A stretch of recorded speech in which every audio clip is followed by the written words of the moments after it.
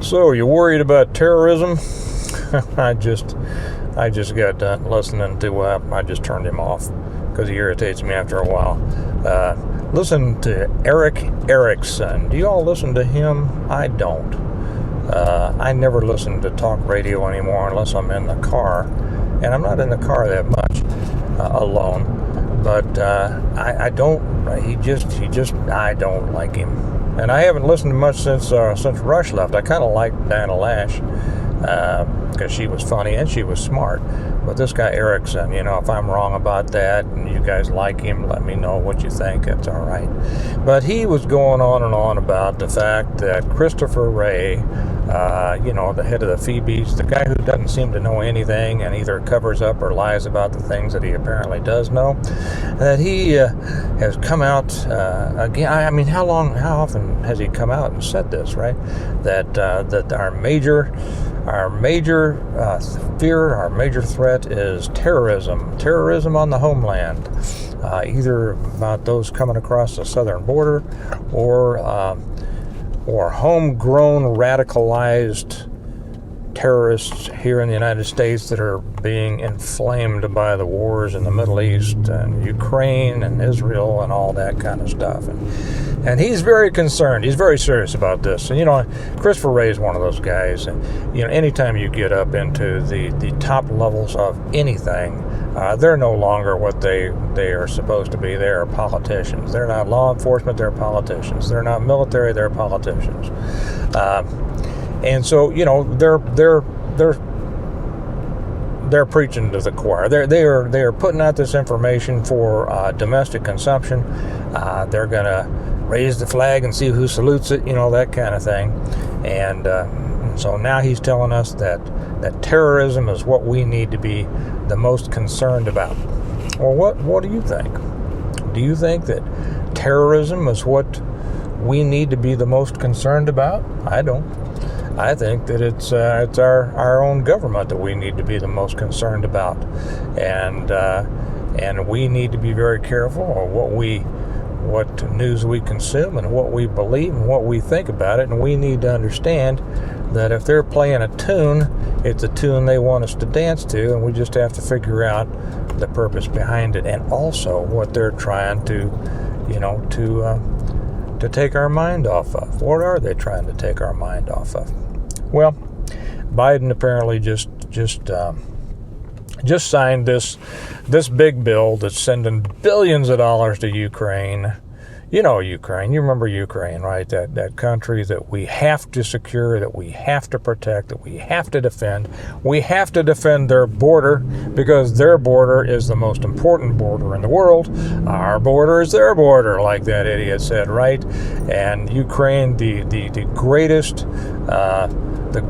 ally, the greatest country, the most important thing that's going on right now, led by that little high-heeled dancer over there that keeps bullying and posturing and bluffing his way past our incompetent leadership. And did you see that? I didn't see it, but I heard about it.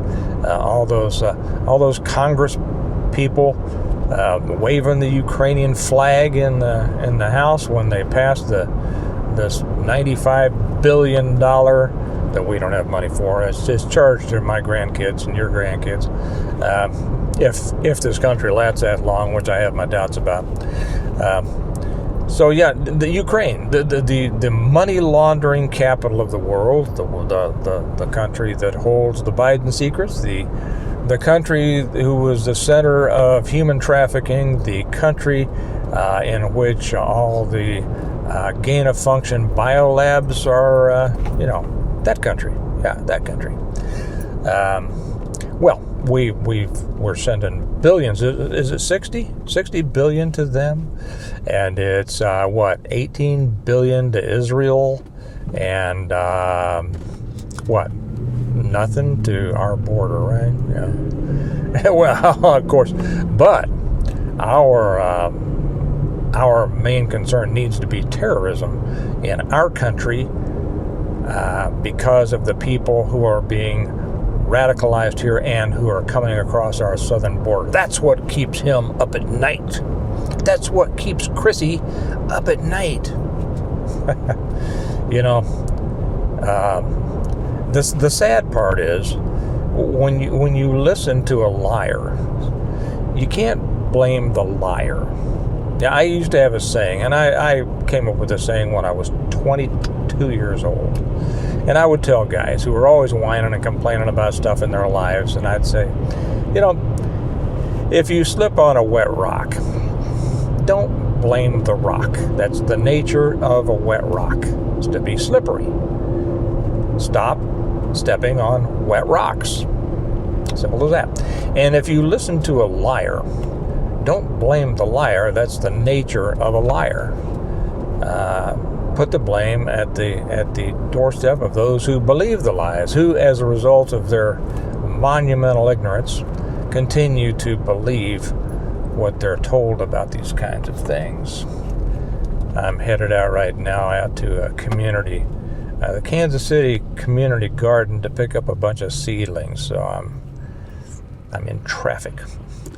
So that's what we're supposed to be all concerned about is internal terrorism, but we're not sending any money to our border, and we're sending all this money to support arguably one of the most corrupt regimes in the world, which is Ukraine. You know, I know that a lot of people have swallowed this business of Russia bad, Ukraine good stuff that so completely that they're going to be upset at that what I said. And I would just suggest to you, study a little bit more, learn a little bit more about it. Don't be mad at me.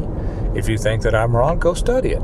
See, why is this guy who actually uses, you know, well, I won't go there. I almost said something unkind about my critics. I won't do that. But think about it. Do your own study. Don't just swallow all this stuff that they're trying to feed you. What's the real danger in this country? Well, the real danger is being played out in our so-called legal system, and which has nothing to do. You know, our legal system. It doesn't have anything to do with legality. Well, it does, and that's this. Okay, let me change that.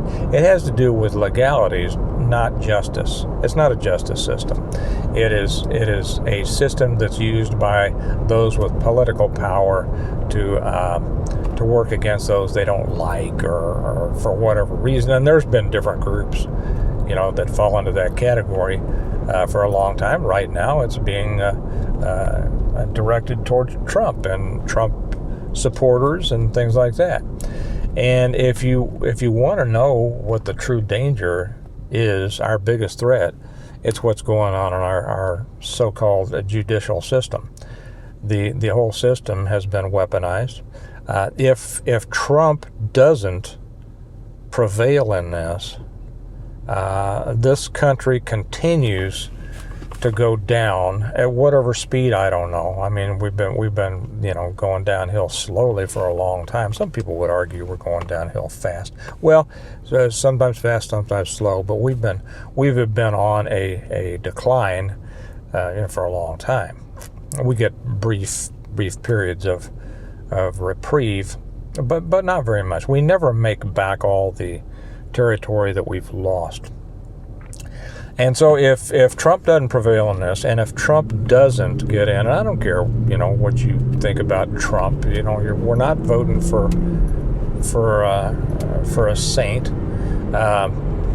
If you find him imperfect, oh my gosh, right?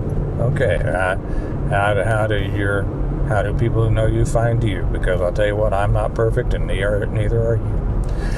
If he doesn't prevail, if he doesn't get if he doesn't win this, this is the last chance that we have to.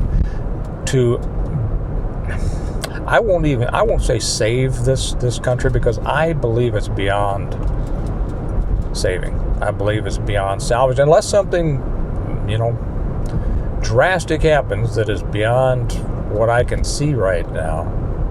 There would have to be such social upheaval to turn this ship around that I can't see it happening. I think it's going to take a great disaster to turn this this country back around. But if he does win, I think that brings on.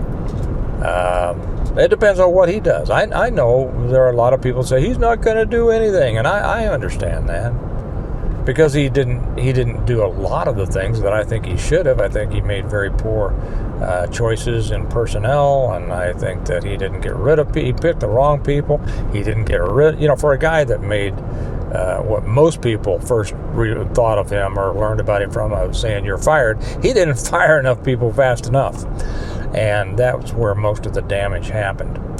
And no, there was no big, QAnon, trust the plan. That was all silliness. I'm going to do another one about that, because I think people need to be reminded or forewarned about that happening again. But he didn't do everything that I thought he should have done either. But he did a lot better than Biden, right? Can you argue that? So, if he doesn't get in, we continue the slow roll to the bottom, much like Great Britain. And if he does get in, maybe that's the spark that sets this keg off, for whatever way. And I think it's impossible to see what would happen as a result of that. Do the traditionalists, which I hate this right and left and conservative and liberal, because it just doesn't, do the traditionalists, as I would describe myself, do they finally rise up and start fighting? Which not enough have in the past. Does the other side rise up and they will riot, they will burn. Antifa will come back. You won't be able to eat in a restaurant without, 6 ninja-clad idiots coming in and turning over the tables, and everybody just standing back and not doing anything. It's coming. That's what would come. You'd see an increase in active shooters. You would see an increase in a lot of things. You would see an increase in terrorist attacks for all sorts of reasons. Maybe I'll get into all those things on a separate one. But that's what we're looking at now. We're being told to look over here. Don't pay attention to what's going on over there. Pay no attention to the man behind the curtain. And just trust the fact that the people who hate us, who lie to us, who keep us in the dark,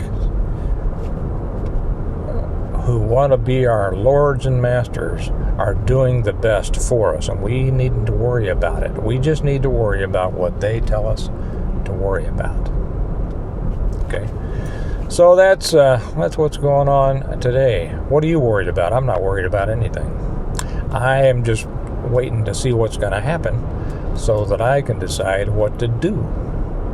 And I'd be interested to hear what you have to say about what you're doing. Don't tell me what you're going to do, because, except for I'm getting ready, I'm preparing, I'm keeping an ear to the ground, I'm paying attention. Give all of your opinions that you want to about what's going on. I think that's very helpful. And a lot of you are very, very smart. So give your opinions on what you think is going on, because other people will read your comments and they'll learn from it, and they'll be better as a result. But don't say what you're going to do. It's a secret, okay? All right, guys. That's all I wanted to say today. You all have a good day. Does America need a reversion, or does it need a fragmentation and a resurrection? We will see. But whatever happens, it's going to be interesting. I'll talk to you later. Bye-bye.